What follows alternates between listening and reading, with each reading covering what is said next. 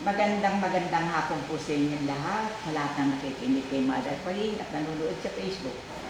Bumabati po ako sa inyong lahat. Kaya na po, nalulungkot ako sa bigay na ulan sa atin na napakaraming napipinsala.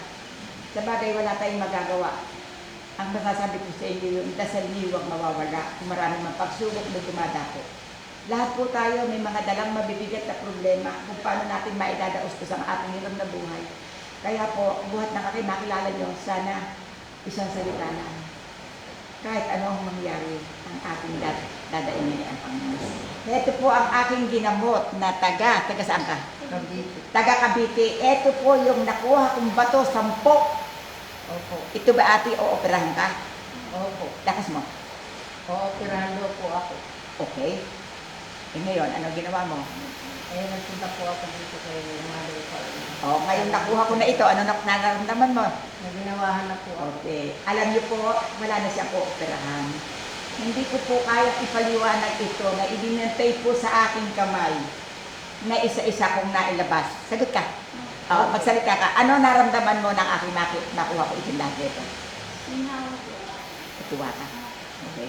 Ikaw naman kuya, ano naman ang napili mo sa akin? Saya po at nakuha niyo yung ano sa ano naman. Ngayon, ito pong akin, ito pong buhay. Kaya nga po, kapraso, mahal na Panginoon, kayo na po ang bahala. Kahit po ang pagsubok sa buhay ko'y patong-patong, alam ko po na idinadaos-dos ko.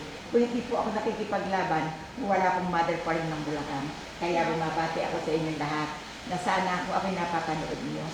Ang tangi ko lang mahiling sa inyo yung dasal. Yung tayo magkilala pa, magkita pa tayo. At pag naman po itong Facebook ng Amparo Santos, wala na. Tapos na po si Mother Pauline kasi 85 na po ako sa December 21. O ikaw ate, ano masasabi mo sa kinuha ko sa yung napakarami? Kasi namamaganay pa mo. Marap sa audience. Nanagin na naman naman ako ngayon. Natin ni Mother Pauline ang sakit na dahil bilog sa aking kwento. Magaling na ho ako. Di ba ate, mahirap paniwalaan. Sagot kayo kung ano yung ating ginagamit na gamit at kung saan nagdadaan, kung saan ang pamamaraan. Opo. Ngayon lang po kayo makakarinig sa buong salita ko, sa buong mundo, na hindi niyo po sukat akalain na ang dinudukot ko ay ang puwerta ng babae para po makuha ko lahat ang dumi. Kaya kung sino man po ang makakarinig yan, ang akin pong nalalaman ay imposible. Sana po huwag na kayong humatol at sumang-ayon na lang kayo. Kasi po ito, kung sino lang ang karapat-dapat, siya nagkakaroon. Hindi po ito para sa lahat. Ito po'y piling-pili sa biyaya ng Panginoon. Kaya po sa araw na ito, Panginoon, inaabot ko po sa inyong lahat ang aking hiram na buhay. Ikaw na po ang gumamit. Ikaw na po ang magpatakbo ng aking buhay. At sana po ang aking dinadalang mga pagsubok, ikaw na rin po, isakay mo na rin po sa krus. Wala na po akong masasabi kundi maraming salamat po sa kaloob sa akin, sa lahat ng bagay, sa lahat ng taong natutulungan na hindi po sila nabibigo. Kaya magandang hapon po sa inyo, August 9, 2026. Sabihin niyo salamat. Salamat. Tumayo ko nga, magsalita ka nga ng kapraso. Ito po sa akin. Papasalamat. Alam ko. Salamat po ako sa laking tulong po sa nanay ko. Ayan pa rin. Kaya po maraming salamat po sa inyo. At ang lahat po ng inyong problema, At lahat po ng inyong problema magawa. siya na po ang bahalang magtakip. Siya na po Sagot ang kayo. bahala magtakip. O, eto na yung biyaya mo.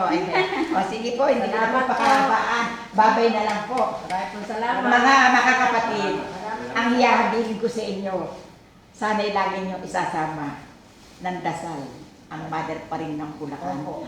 Dahil sa akin pong pagsisikap, sasabihin ko po sa inyo, para po maitagpos ko, kahit po ako lumubuha, nagtatanggol lang po ako sa tao.